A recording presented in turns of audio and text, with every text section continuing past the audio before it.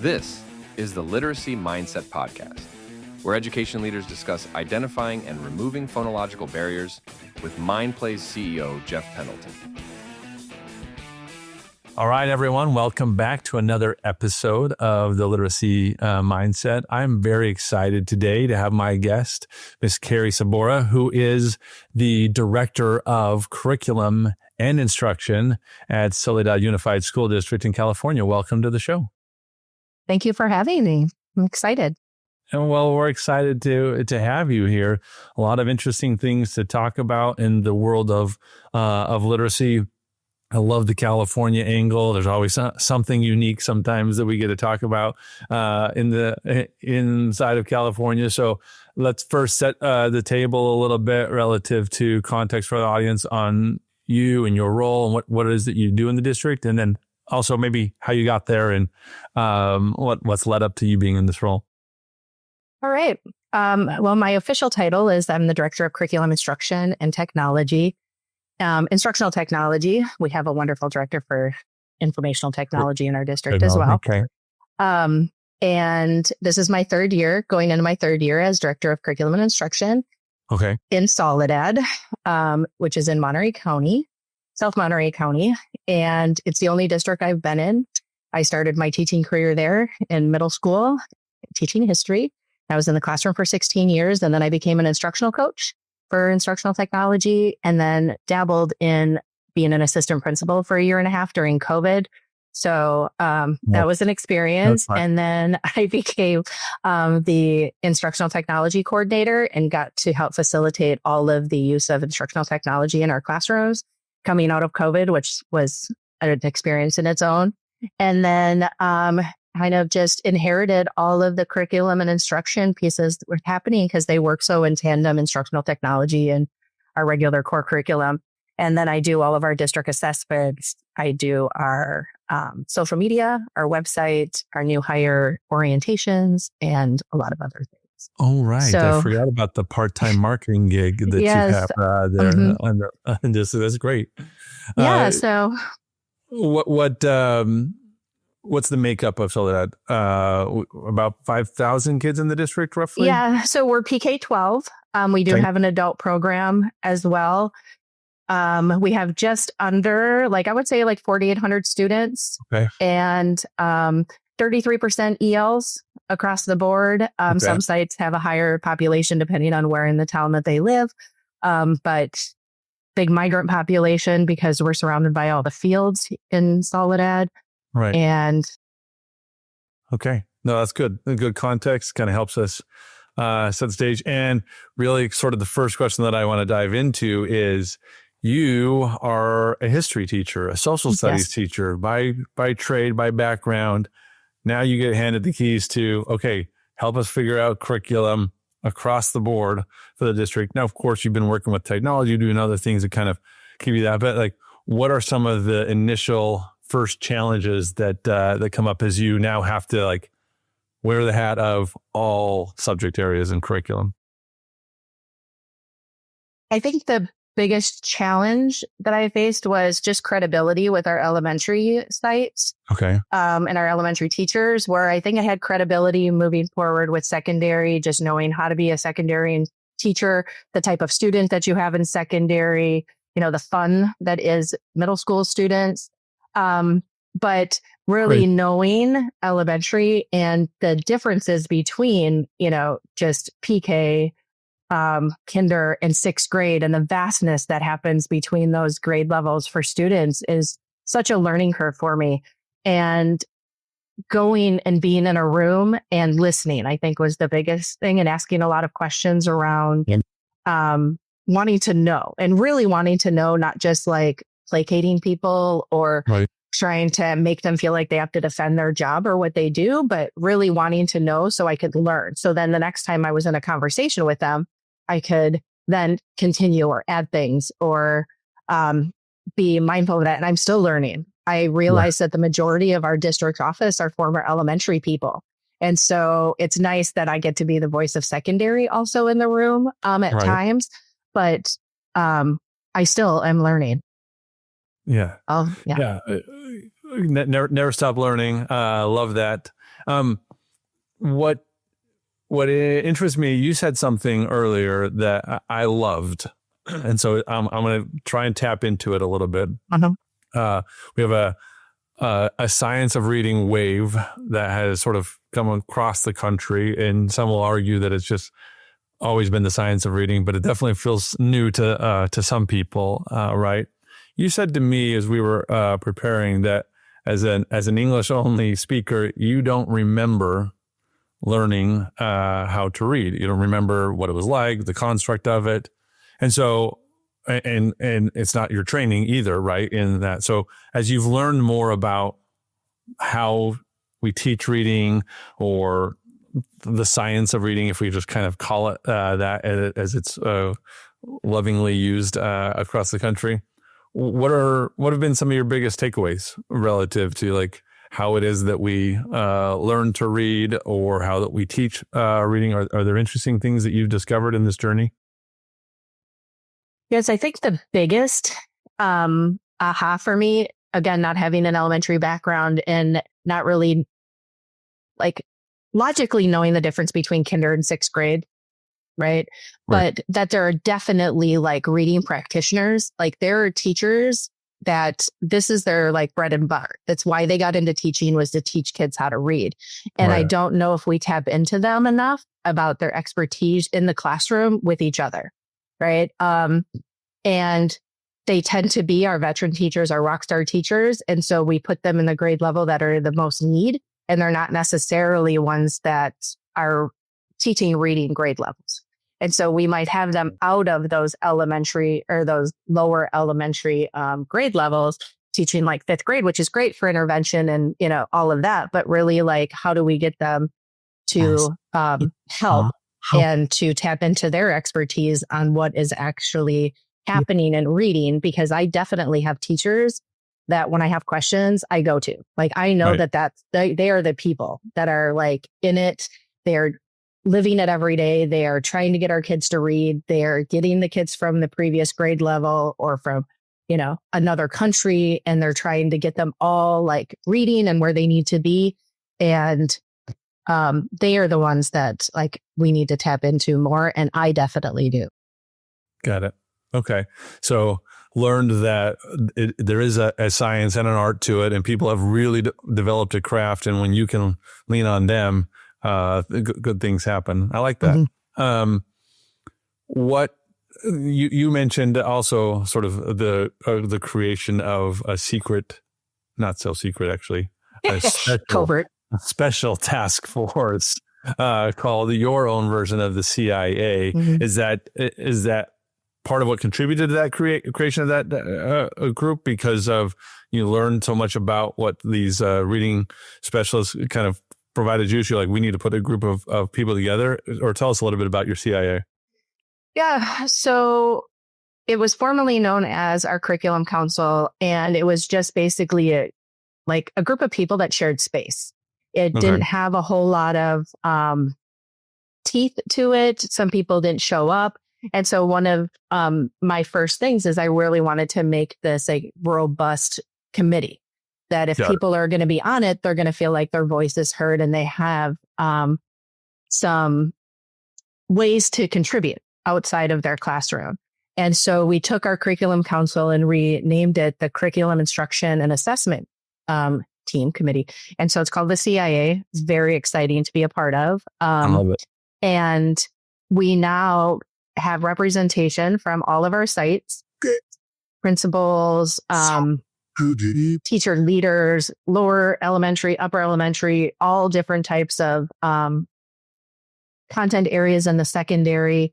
And they come together once a month and we discuss instructional strategies, what's going well, what's working in their classrooms. If we have any sites that want to purchase any sort of supplemental curriculum, they come and they do presentations to us that are data driven, like they have to show us the need and how this program or whatever it is that they want to purchase, how it's going to fit that need, and when they come back and did it work. And so it's this whole section of having a team that decides, because if it's working well at one site, we might have people that are like, oh, I want to know more about that. That would fit my students as well. And so how we cannot just have so many different programs in our district that we just don't know if they're working. And the CIA is to talk about curriculum, right? And I say the like capital C, right? Like how we teach, the instruction part, but like what we use to teach. And then the lowercase c, which is like our textbooks, because they don't fit everything. And then instruction, how we teach it, and then how we're going to assess it. And they all have to be cyclical and they all are intertwined. You can't talk about one without talking about the other. And so we created this new committee.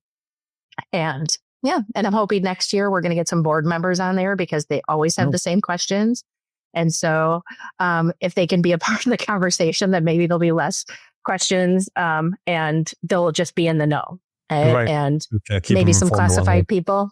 Yeah, just to, Is that, it sounds to me like that is somewhat of an attempt to bring together both the benefits of decentralized purchasing or decision making, giving some flexibility and autonomy to individual schools to be able to do that, while also trying to create cohesion across the broader unified district without having to make just top-down decisions and just hoping that everybody gets on board. Does that feel like one of the outcomes? Maybe not the intended outcome initially, but that feels to me like, as you're describing that, one of the benefits that could come out of it.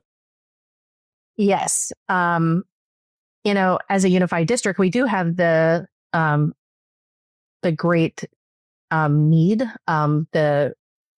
to make sure that our students have the best educational experience from when they get to us till when they graduate from high school. And so whatever we can do to unify that process in our district and make sure that third grade at one of our elementaries is like teaching the same thing that the third grade at the other elementary is doing, that there's not completely different instructional programs happening, that we're looking at standards-based instruction, that these are the standards that every student in third grade is going to learn across the board. And coming out of this committee, we can have those conversations. And then when there is a need for a program or something that a site may need, we only have one high school, right? So their needs is very different. So when they come, it's like, okay, well, how does it fit theirs? We have nothing else that it's going to compete with except our continuation. And sometimes they're like, oh yeah, if we're getting kids, they share kids often.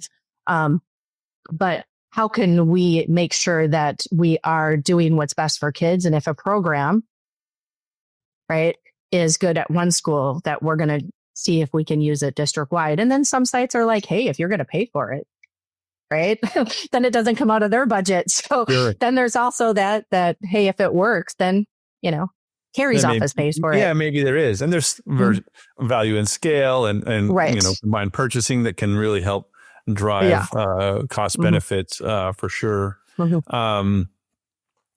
Do you find it challenging trying to decide what you should go top down versus what we should allow to be site-based decision? Like you've experienced that for a while. Both of you were in the technology side of it, specifically instructional technology. Now all of the curriculum. So are there things that are more challenging than others to try and decide where that line is?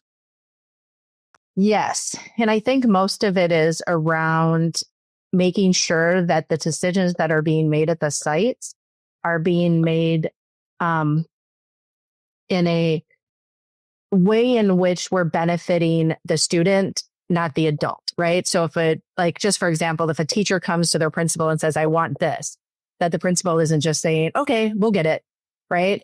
It's not. So we have all of these different programs because at every grade level, and this is a total, it doesn't happen at any of our sites at every grade level, it's a different program. But why are we purchasing things, right? Who are they benefiting? Why are we doing it? And then what's the data going to show that it's working? Because if we're just going to throw money at the problem, then that never solves anything. Because if it did, everybody would be buying whatever it was that worked. The magic bullet, so to speak. And so I'm finding that most of my top-down things are around process. And so I tell my principals, I use this like a little in tug in cheek. I don't really care what you buy, right? Like Carrie doesn't, but like I need to make sure that what we're doing is benefiting students. It's covering their privacy. It's going to work and touch on the need that they need, not just something that you're doing. And the majority of our principals don't make decisions like that.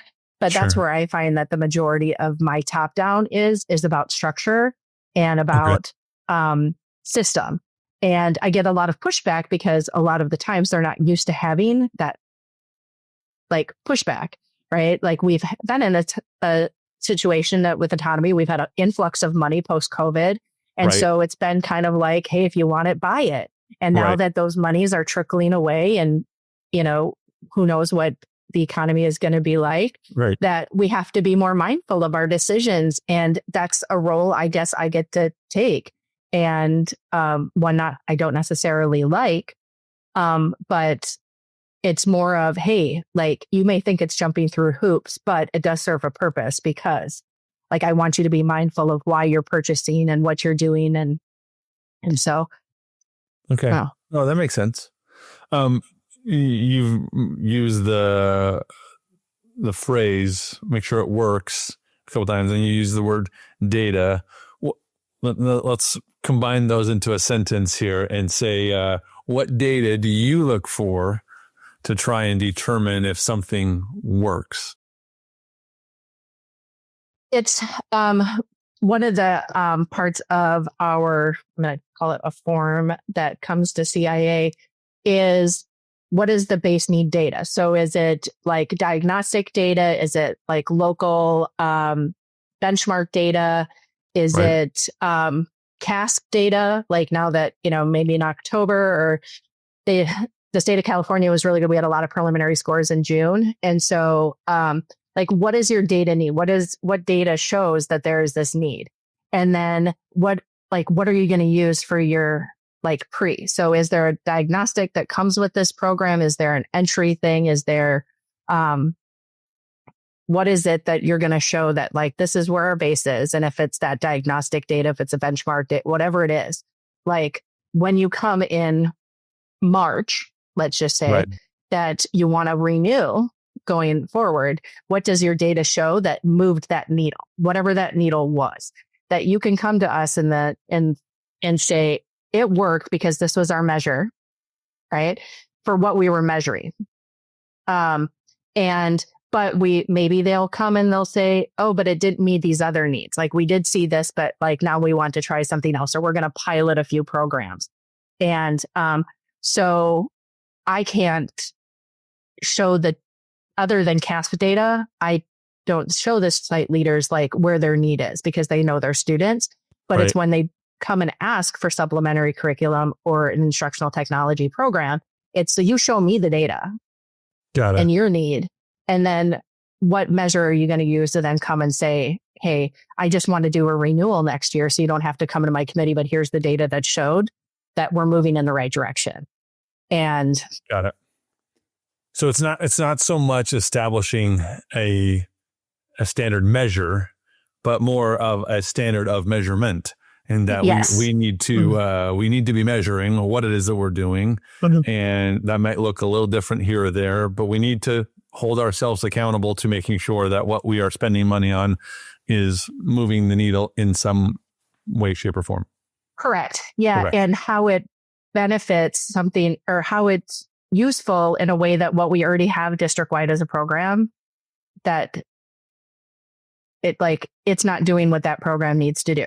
Because if the program that our district is purchasing isn't meeting the needs, then that's a different conversation to say, okay, well, why isn't it meeting that need? And what do we need to do in order to meet the need?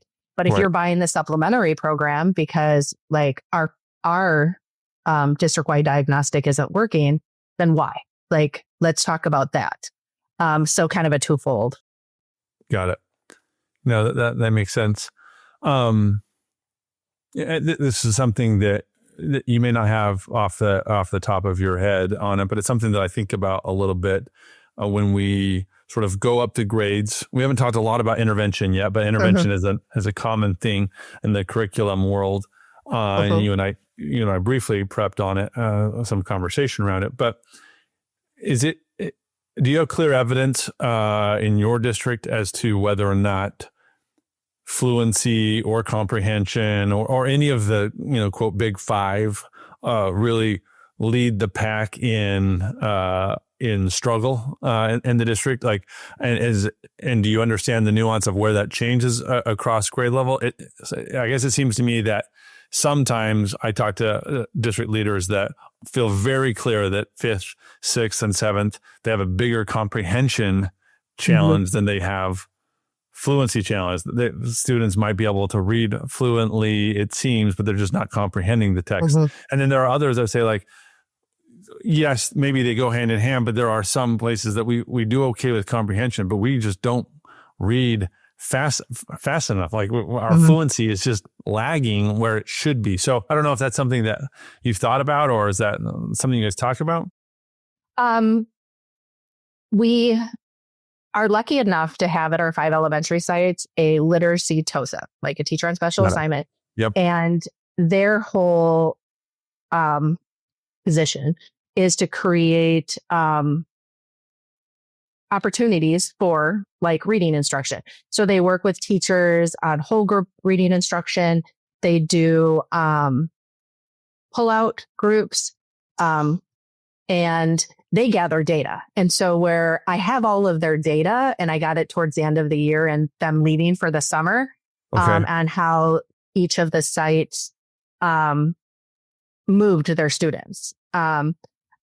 We haven't collectively, or I haven't collectively put that together to say as a district, like our needle is moving here. I do know that there has been some rumblings at the end of the year about needing more comprehension at our elementary. And our middle school is just 7-8. So our 6th grade is at our elementaries. Got it. And so, but we didn't get too much into a conversation of whether that comprehension was for only upper grade, or if it was starting in that, like, really the second, third. Second, third, fourth, when it really comes into kind of play.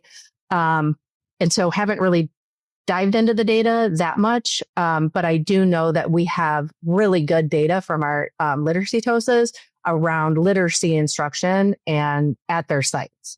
Awesome. And we're hoping, so we had, we get them for like 3 more years for this block grant, and that we'll be able to show longitudinal, right? Like we'll be able to follow the kids from 2nd to 5th grade and really see, or all the way, depending on their grade level, how they tracked with their literacy. And I think that that's huge that we haven't done in the past and been able to do.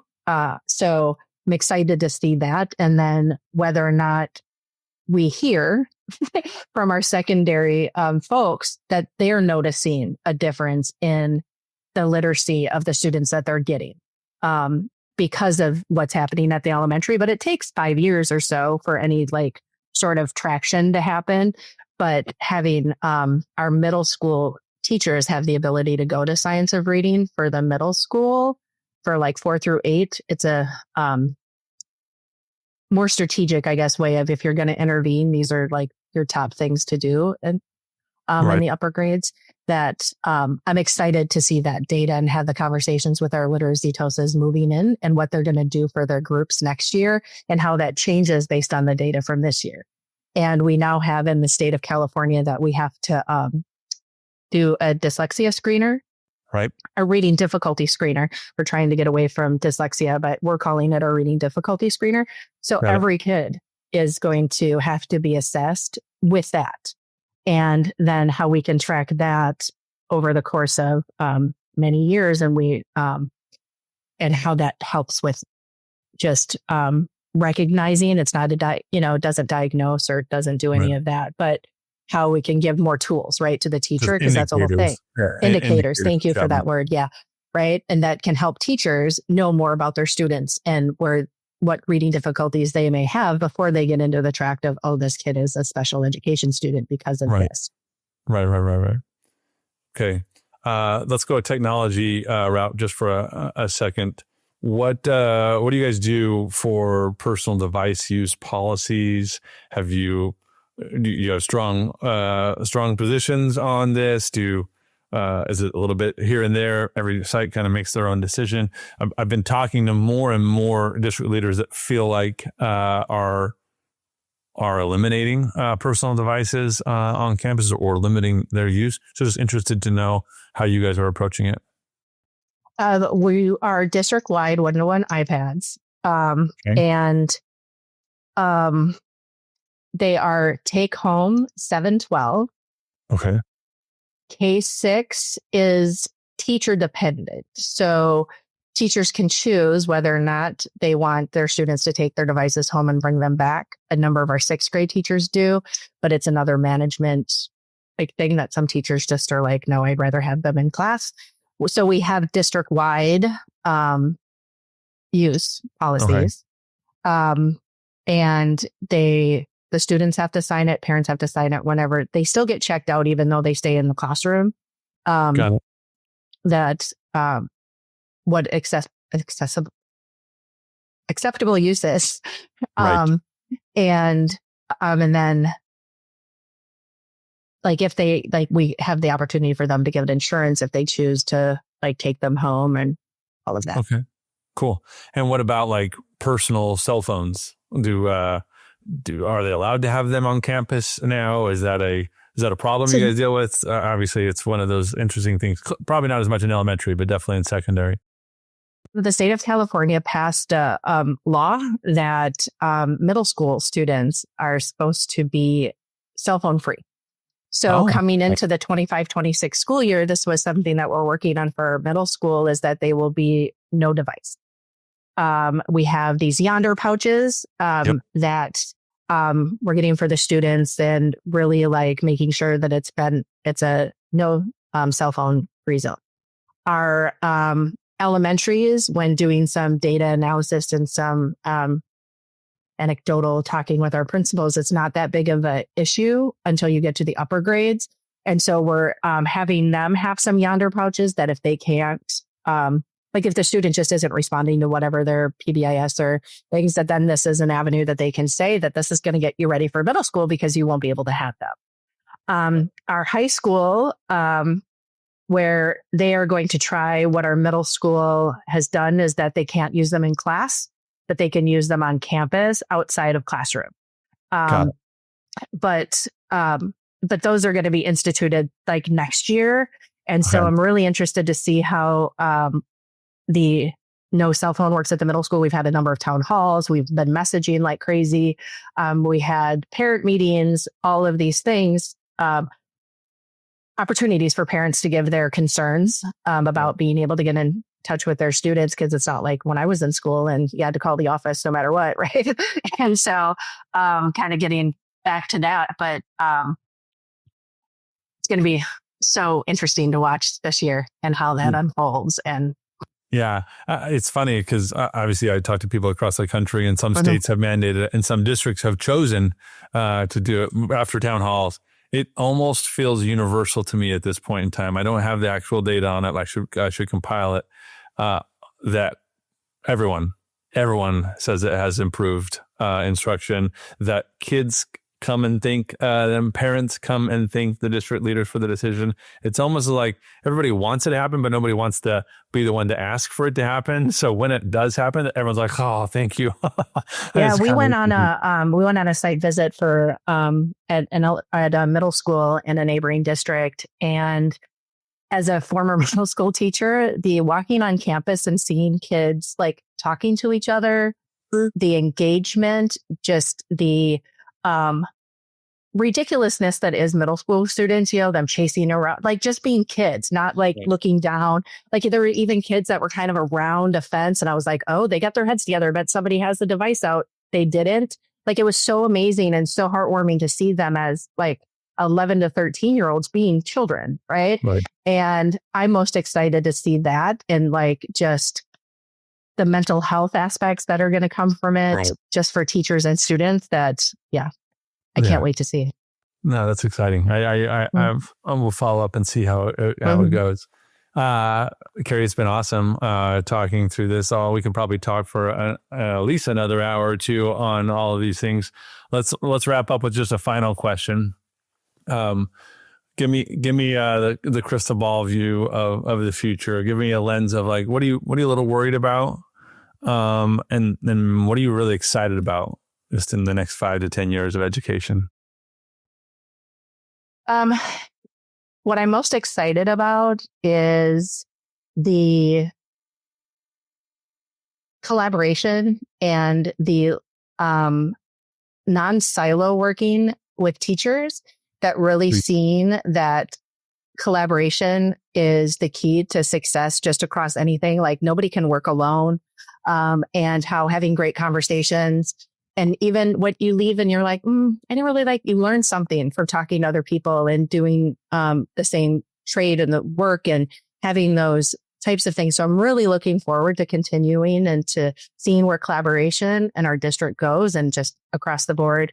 And then how we can leverage AI. We didn't really talk about AI, but and how that's just going to make teaching for so much easier, because a lot of the work that we have to do as teachers can now you can have a nice thought partner that, yes, right. I know I just talked about talking to people, right, in collaboration, and now I'm talking about talking to a machine, but like it's how you get ideas, right? Like I use it a lot for brainstorming. And I guess my biggest fear is, I'm most concerned about our special populations and our ELs and special ed students and funding.